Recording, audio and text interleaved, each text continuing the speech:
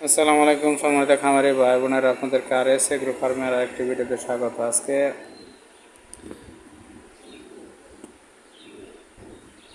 আজকে 28 জুন 2026।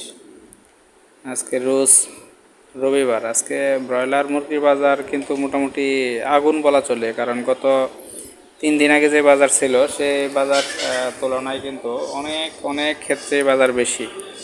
তো এটা নিশ্চিত থাকেন যে যারা মুরগি বিক্রি করেন না এই গরমের ভিতরে তারা জিতবেন, কারণ কালকে বাজার অবশ্যই বৃদ্ধি পাবে। যাই হোক, আজকে 19-20 সাইজের ব্রয়লার মুরগির রেট, বিশেষ করে পিক আপ রেট জামালপুর জেলা আজকে আপনার বাজার যাচ্ছে হচ্ছে 32 থেকে 35 টাকা। জামালপুরের 19-20 সাইজের পিক আপ রেট 32 থেকে 35 টাকা। যারা শেরপুরে বিক্রি করবেন তাদের আজকের মুরগির রেট হচ্ছে 131 থেকে 133 টাকা। শেরপুরে 19-20 সাইজের পিক আপ রেট 131 থেকে 133 টাকা। ময়মনসিংহে আজকে ব্রয়লার পিক আপ রেট 135 থেকে 136 টাকা। আপনার কিশোরগঞ্জ 19-20 সাইজের ব্রয়লার পিক আপ রেট যাচ্ছে 133 থেকে 135 টাকা। নেত্রকোনা আজকে ব্রয়লার পিক আপ রেট যাচ্ছে 19-20 সাইজের 132 থেকে 133 টাকা।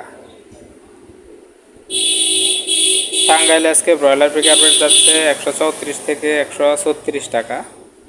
আপনার গাজীপুরে আজকে ব্রয়লার পিক আপ রেট 19-20 সাইজের পিক আপ রেট আজকে যাচ্ছে হচ্ছে 136 থেকে 138 টাকা।